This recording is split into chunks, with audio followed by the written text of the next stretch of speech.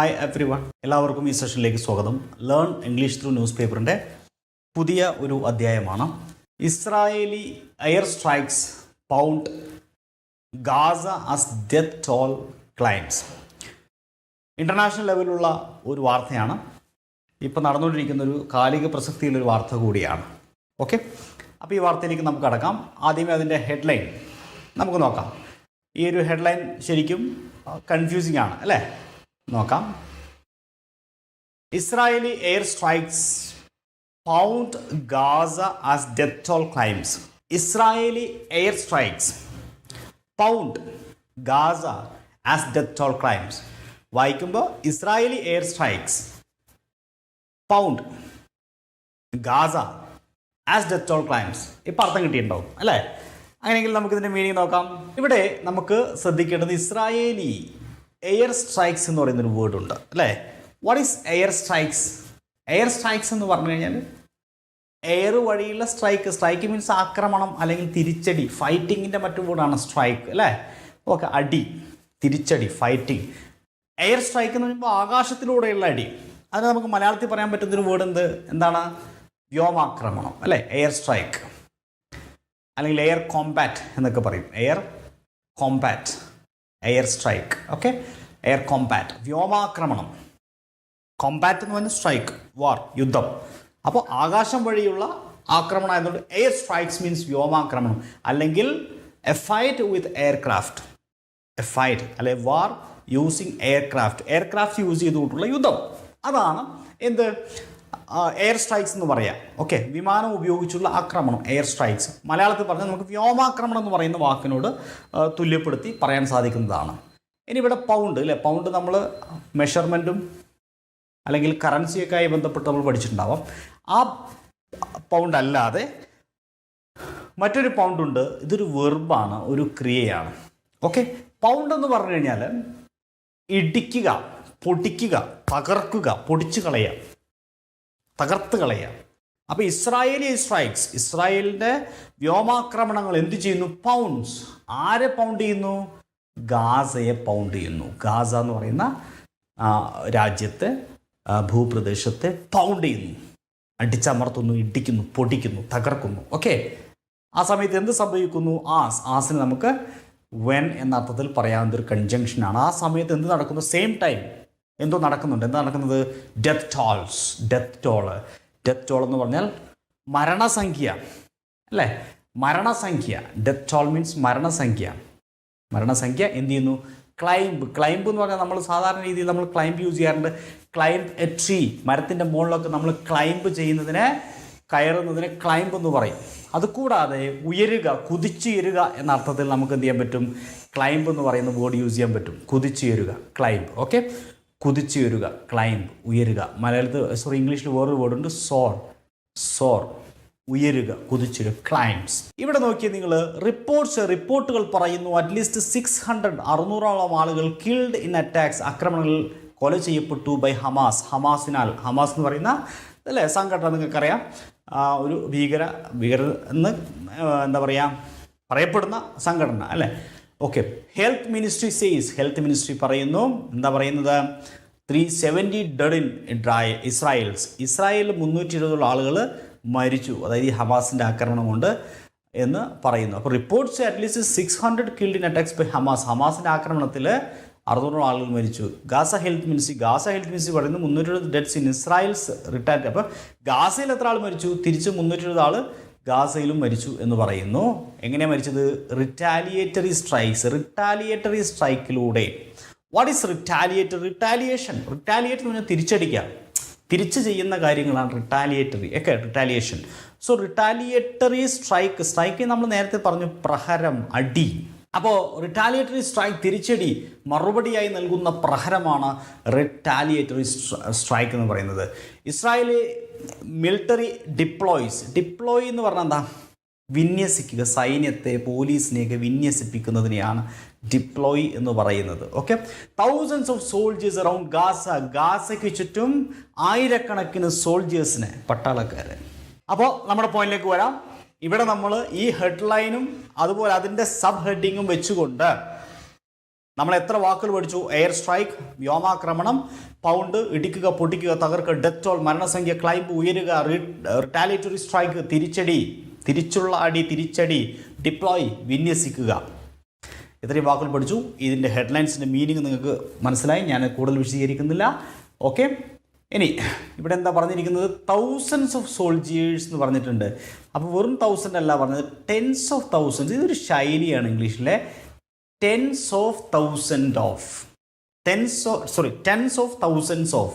അതിൻ്റെ മീനിങ് എന്താ? Tens of thousands of, പതിനായിരക്കണക്കിന്. നമ്മൾ മലയാളത്തിൽ പറയാറില്ലേ പതിനായിരക്കണക്കിന്.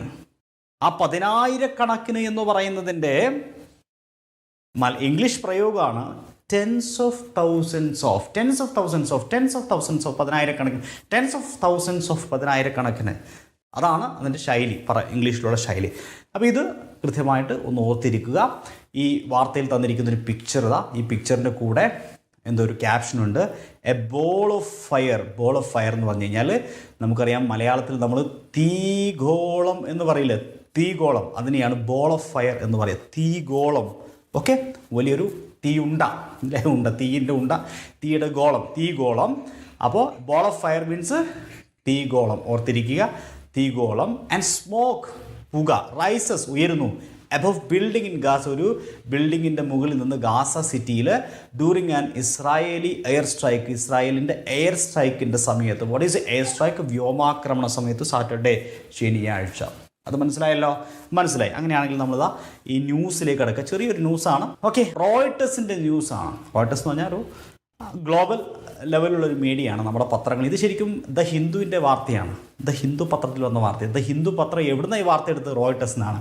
അപ്പോൾ ലോകത്തെ പല മാധ്യമങ്ങളും വാർത്ത എടുക്കുന്ന ഒരു പ്രധാനപ്പെട്ട ഒരു സോഴ്സാണ് റോയിട്ടേഴ്സിൻ്റെ ന്യൂസാണ്. നമുക്ക് നോക്കാം.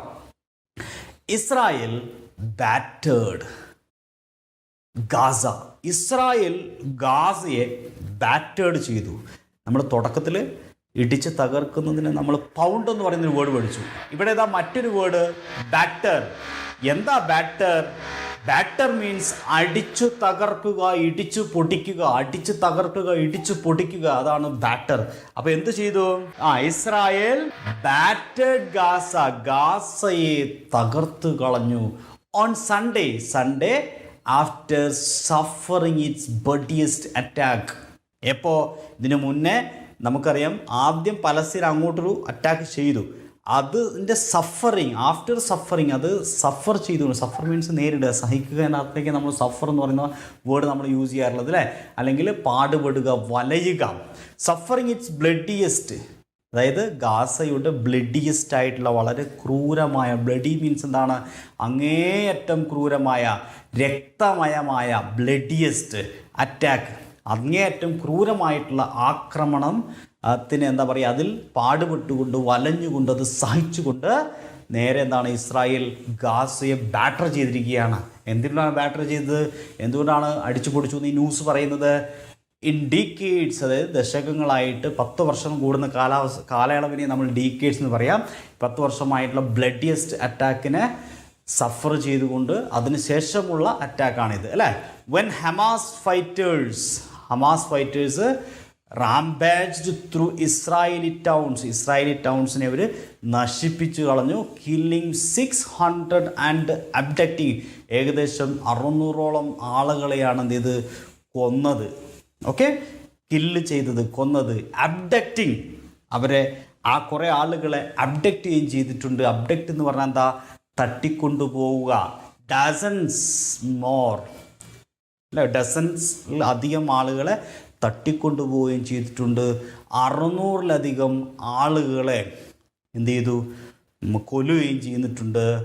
അപ്പോൾ ഒരിക്കൽ കൂടി, when Hamas fighters rampaged through Israeli towns നശിപ്പിച്ച്, killing 600 and abducting dozens more, 600 ആളെ കൊല്ലുകയും ഏകദേശം ഡസൻസിലധികം ആളുകളെ എന്ത് ചെയ്തു? തട്ടിക്കൊണ്ടുപോവുകയും ചെയ്തു. As A spiralling violence. Spiralling എന്ന് പറഞ്ഞാൽ കുതിച്ചുയരുന്ന, അല്ലെങ്കിൽ ഉയരുന്ന. സ്പൈറലിംഗ് മീൻസ് ഉയർന്നു വരുന്ന, കുതിച്ചുയരുന്ന. വയലൻസ്, ആക്രമണങ്ങൾ. ത്രട്ടൻഡ്, ഭയപ്പെടുത്തി, ഭീതിപ്പെടുത്തി.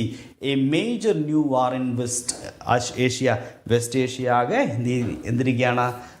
ഭീതി ഉയർത്തിയിരിക്കുകയാണ്.